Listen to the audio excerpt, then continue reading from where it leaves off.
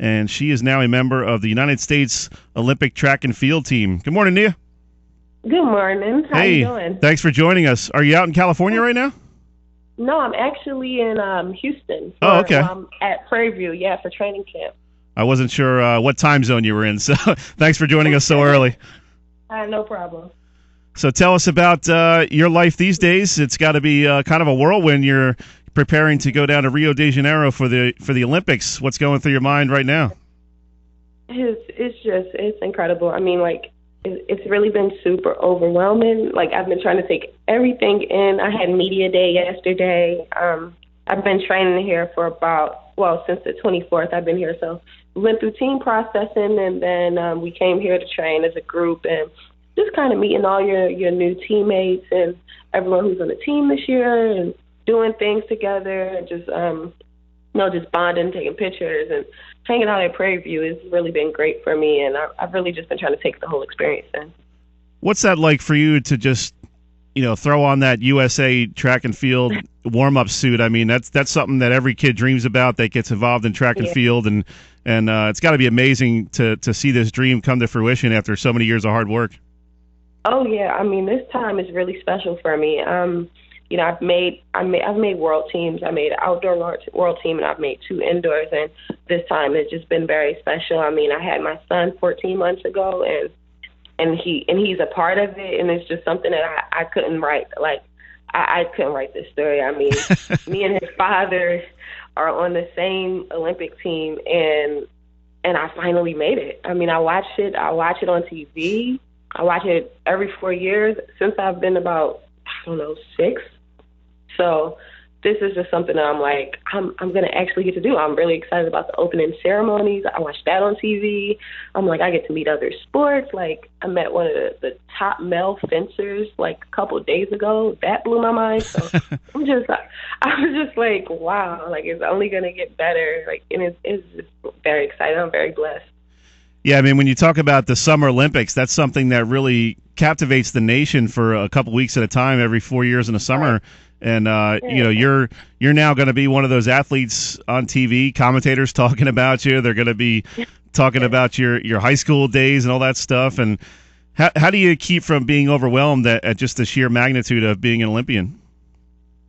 Well, like I said, we went through media day yesterday, so we kind of had a bunch of people come to the track and watch us train and fill up the stands, and then we had the media walking around, or we had people asking us for pictures during a warm up, just kind of giving us a feel how it would be. And we saw the media after, as if we would do after a race, and they asked us a bunch of questions, questions about Zika, questions about Russia, just different things that we would probably run into while we were out there. So I think we'll be able to do a pretty good job managing that, and I'm just gonna I'm gonna take it in. I mean, regardless if it's a lot of what would seem like distractions, or if it just seems really busy or hectic, I'm gonna take it in because I know it's a part of the experience. So I'm gonna embrace it all.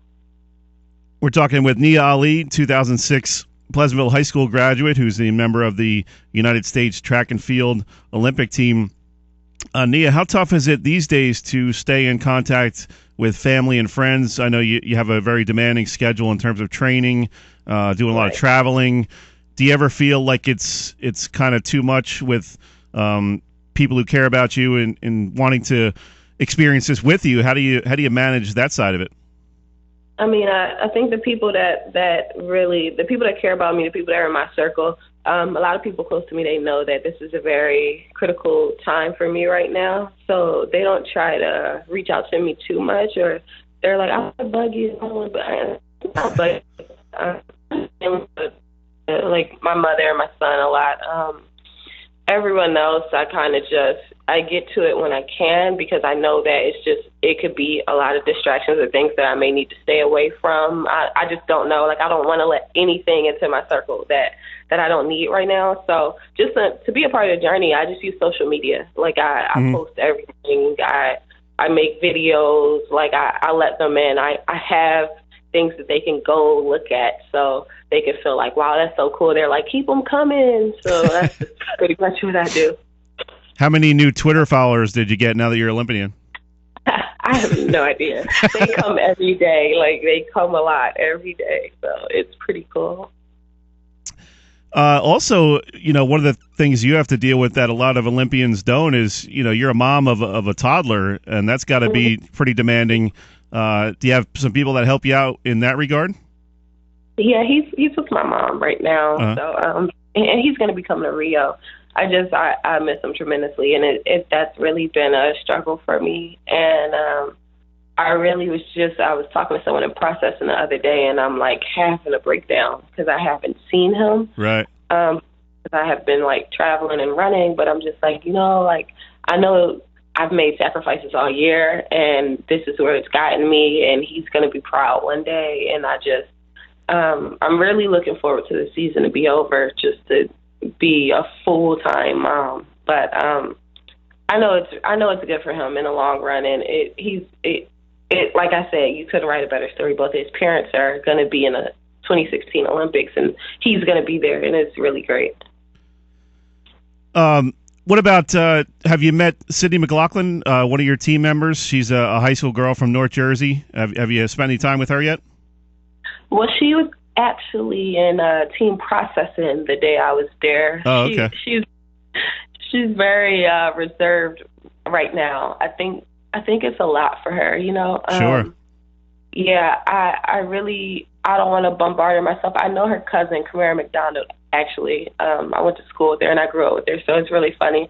I was going to talk to her about it when I got there, but I know it's a lot, and I just really want to be as much of a mentor as possible and make her as comfortable as possible, especially being that I'm from back home, and I know we probably know a lot of the same people, so it's got to be tough for her. I mean, when I was coming on the circuit, just out of college, it was just like, wow, these people are so much older, or I'm still so out of the loop. So I can only imagine at 16 how she has to feel, and I know it's going to be a lot. So we're going to make her as comfortable as possible. And also she has Vashti there, who's also a teenager, so it'll be great. It's a lot of younger kids. What do you remember most about when you were 16? I don't. That's the crazy part. I don't know. I just remember having fun and not having a care in the world. So I definitely can't imagine being on an Olympic stage and people maybe having expectations of me or just waiting to see what I can do, especially like at 16, because I just didn't care. Like I was just like, I'm just trying to have fun, like nothing serious. And that's how I really think that she should approach it with that attitude, just to go out there and just do her best and just give an honest effort. Like, we're not going to put any expectations on her. We know that she can medal. We know what she's capable of, but we're definitely not going to throw it out there like, oh, please, like, we need this. Bring home a medal. Like, just go have fun. We're talking with Nia Ali, 2006 Pleasantville High School graduate who's now a member of the United States Olympic track and field team.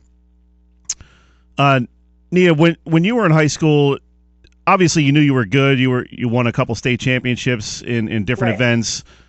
At what point did you feel like, okay, I'm better than just good? I have a shot at being among the elite in the country, if not the world. Was there a certain event or time when you realized, hey, maybe I'm a little different than the average track and field athlete? I feel like growing up, I've always done a lot of things. I've always done a lot of different sports. So I always thought I was like a pretty special athlete, but I feel I had a lot of like untapped potential. It's weird. Like I still feel that way in some aspects, and it was just like given the right situation or given the right coach or given the right program, I always felt that way about myself. So I think that kind of aided in the progression of my career, just being in different situations where I can lift weights or do plyos or just growing as an athlete, just kind of just help bring me along. So it wasn't a particular point where I realized that I could do something great. I just feel like it was always in there. I just had to do different things to bring it out, as it is with many athletes. Like, I look at athletes today when I go home, and I'm just like, oh, man, like, I'm cringing because they're so good and they have no idea. So yeah, I just hope people can look at me and feel the same way. Like, I hope people can look at me like, okay, she's from where I'm from. Like, it's possible, or feel like they could talk to me. Like, I think people look at us and they feel we're unapproachable. We're totally approachable. We're normal people, and we would love for you to talk to us and ask us as many questions as possible, because we need as many people on this stage from where we're from unfortunate situations. We need people to come up here and let people know that, and be relatable, and let people know that keep it going. It's very possible to achieve your goals. Do you ever realize the magnitude of what you're doing now in terms of locally here at the Jersey Shore, and inspiring young kids to get into track and field? Obviously, that's going to be a huge factor. People around here seeing you, saying, hey, I know that girl went to Pleasantville, that's the next town over for me, that kind of thing, and they're going to feel a connection with you. How important is that for you to just carry yourself the right way and show a great example for some younger kids? It's very important for me. I don't like to try to come off like I'm too perfect. I'm a very relatable person, but I definitely like to do what I can do on a track and, in the community. Like, I like to come back. I like to talk to people. So any opportunities that come my way where I can go talk to anyone from New Jersey, or just do anything in the community with the people, just to show them the ropes and kind of give them more details about what's going on here, more than what they can see and read in the papers, then I'm glad to do that. And it's very important to me that they see what the real process is. Nia, I appreciate you taking a few minutes. We're going to let you go, get back to training here. But good luck down in Rio, and bring home that gold medal. Thanks so much for having me. No problem. We appreciate your time. Thank you. All right. Bye-bye. That was Nia Ali. She's a Philadelphia native who finished up her high school career at Pleasantville in 2006, and now she's a member of the United States Olympic track and field team. So everybody in Philly and South Jersey is definitely going to be rooting her on in Rio de Janeiro here in a few weeks.